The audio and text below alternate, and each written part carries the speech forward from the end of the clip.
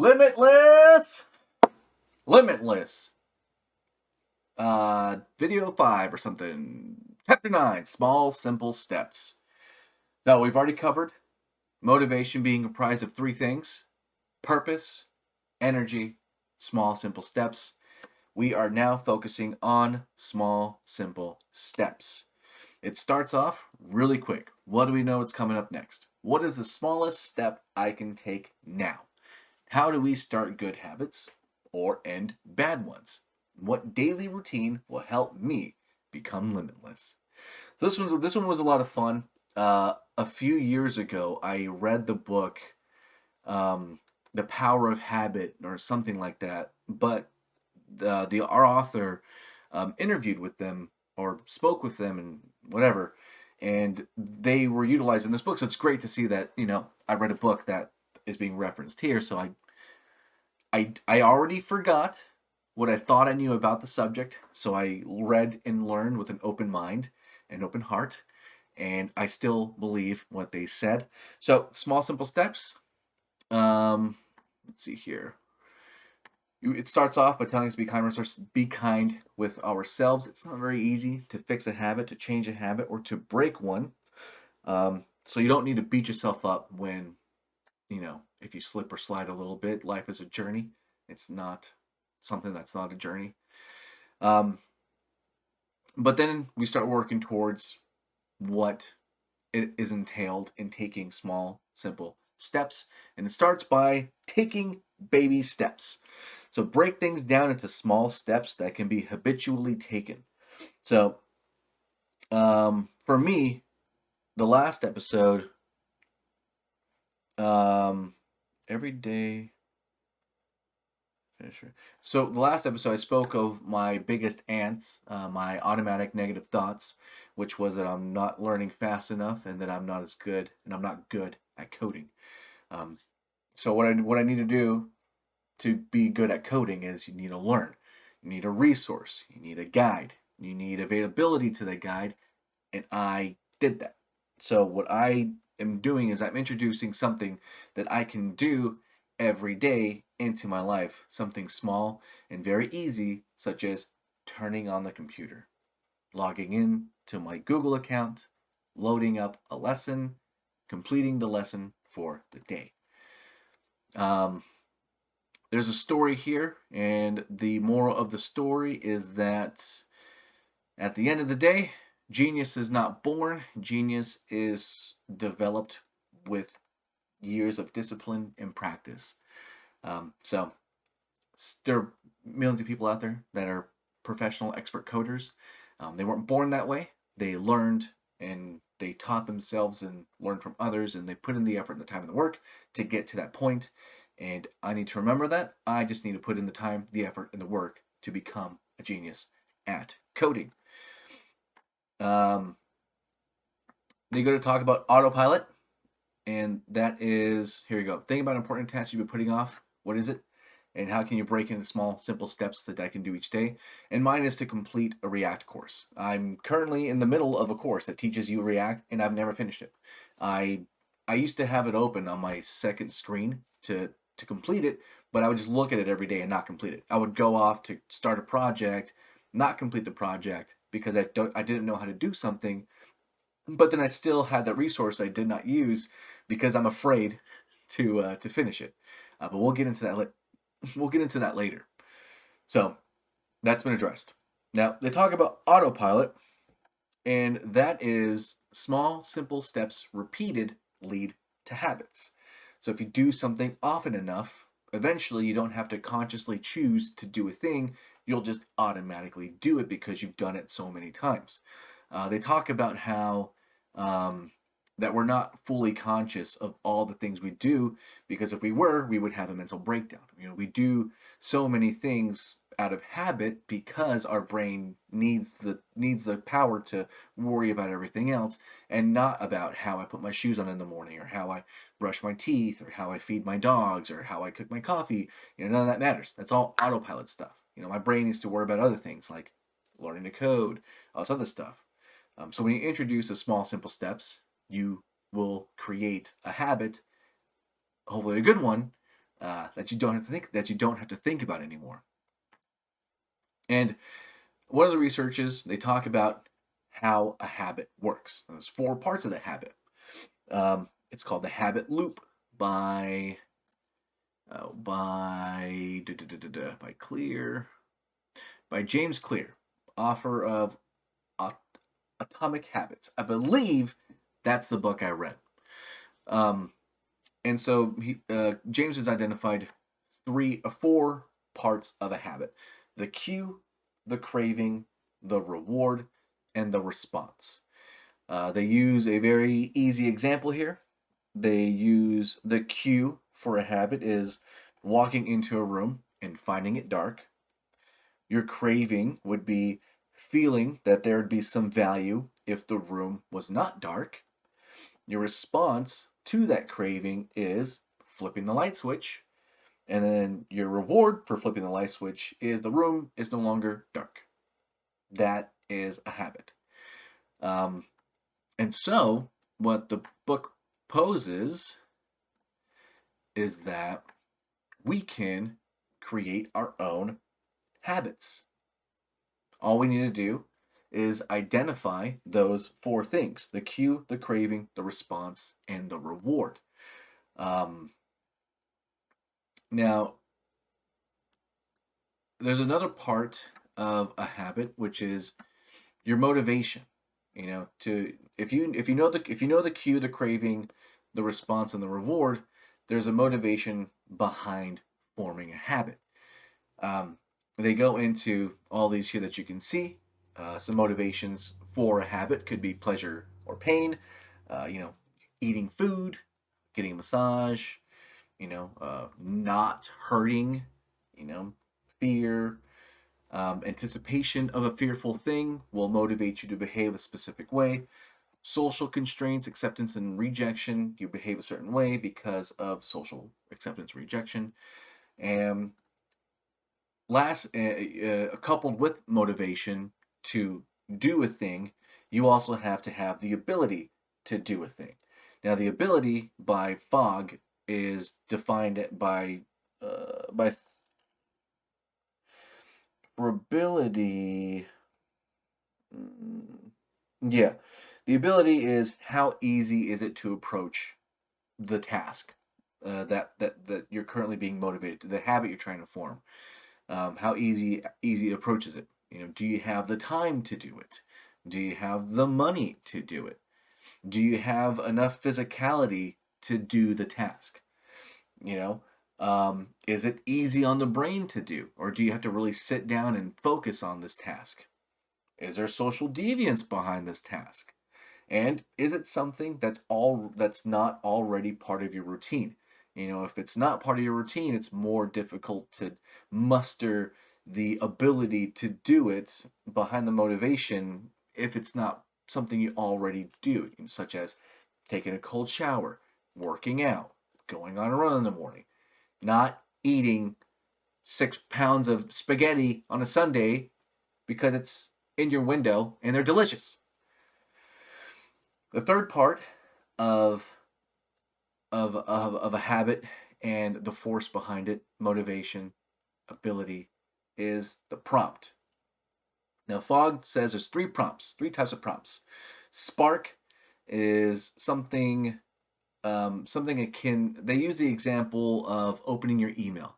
If you open your email and you're afraid of what you're going to find in there, that's a habit. That's a thing that's going to force you to behave a specific way. They also have facilitator.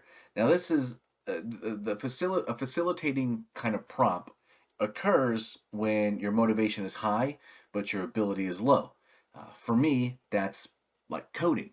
I really want to learn and get really proficient with React and JavaScript, but I'm not good at it. So my motivation's high, but my ability is low. I'm not good at it yet. I will be.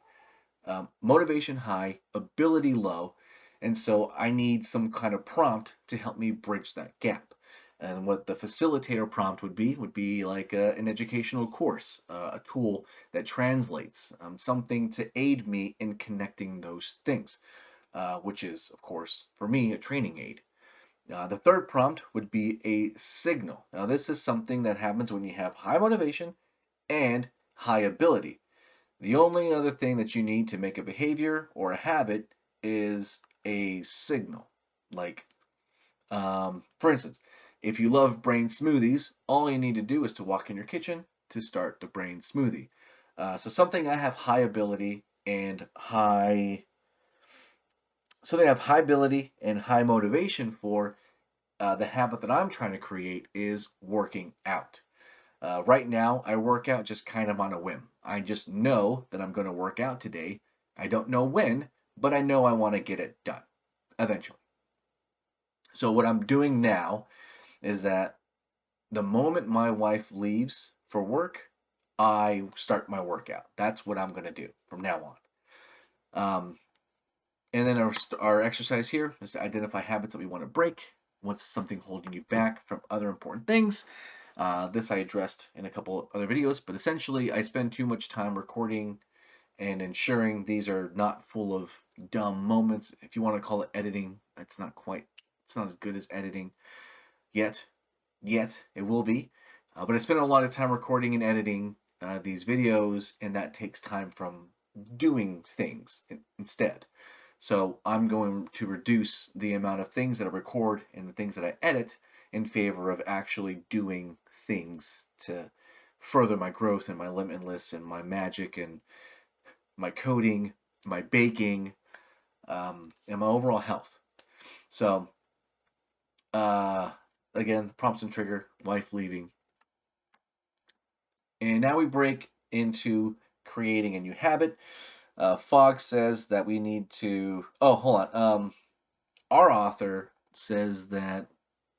Actually, I'm not going to worry about it. It's all the same stuff. If you want to have a new habit, you need to have a couple things. You got to have the will, the motivation, and the desire to incorporate this thing into your life.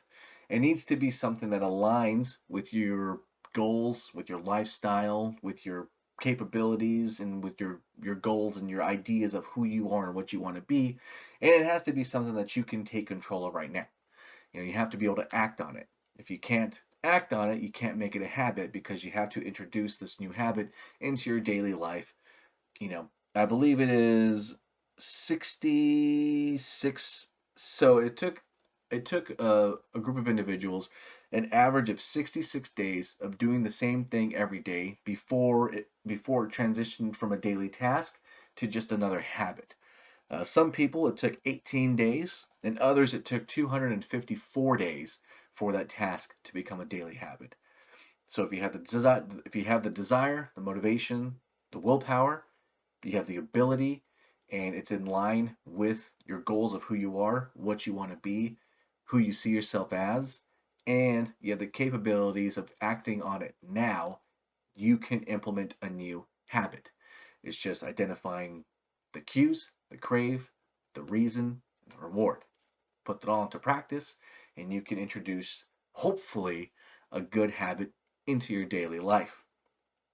Um, I believe this goes more into the details of learning habits, implementing habits, and then our author provides us their morning habit, their morning routine. He starts off by saying that the first thing he does is he reflects on his dreams. This is something really cool. There's a couple instances in here. Einstein's theory of relativity. A couple of books were written based on a dream. So our dreams are pretty cool. They're pretty important. They've shifted the lives of many people just because they had a dream one day. A very famous speech. Um, so first thing he does um, is he reflects on his dreams. He has a little acronym here to help him remember, or that we can use to help us remember our dreams. You have to decide that you want to remember your dream. You have to record your dream, pen, paper, pencil. When you wake up, keep your eyes closed. It's easier to remember your dreams when your eyes are closed. A is for affirmation. You want to not only decide you're going to remember your dreams, you're going to know and believe and understand that you will, in fact, remember your dreams. M is for manage. Um, course, you need good sleeping habits if you want to have dreams. So manage your sleeping habits, have good, healthy sleep. And S is share. Talk about your dreams to others so you can bring them to the surface and you can observe them better, which is going to lead to another thing that I'm recording, probably, maybe not. Um, so yeah, a routine. That's the first thing our author does. And then after that, he has a big old list of what he does. He drinks water, he drinks a brain smoothie, he takes a cold shower, goes for a jog, he reads a little bit, meditates, a lot of stuff. He does like 9 or 10 different things. But the fact that the point of it is to show that you can have intricate routines, you can work up to them, um, and they are what start our day. They're what sets the pace for the rest of the day, for the rest of the week.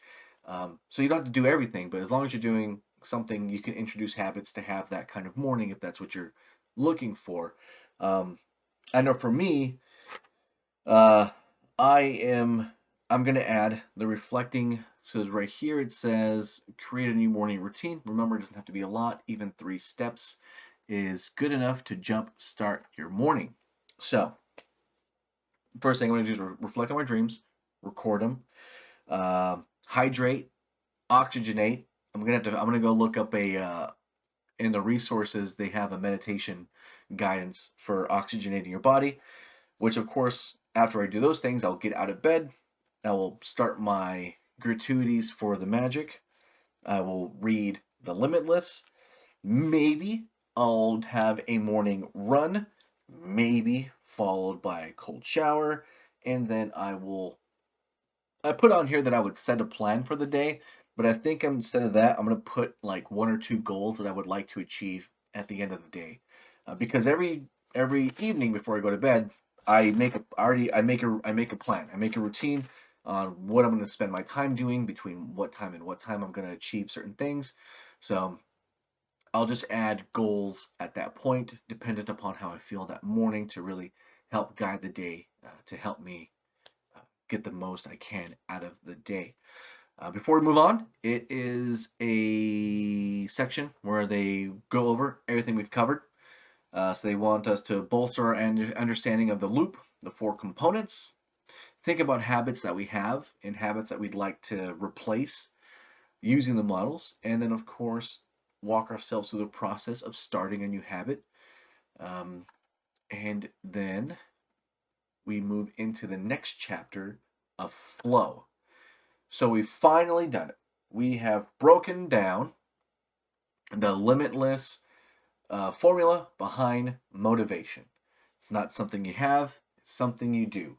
It's comprised of, you know it, purpose, energy, and small, simple steps. Knowing what you're doing, why you're doing it, what you're doing, having the energy to take action, to put into work those things, and the knowledge breaking all that stuff down into achievable, sustainable, small, simple steps.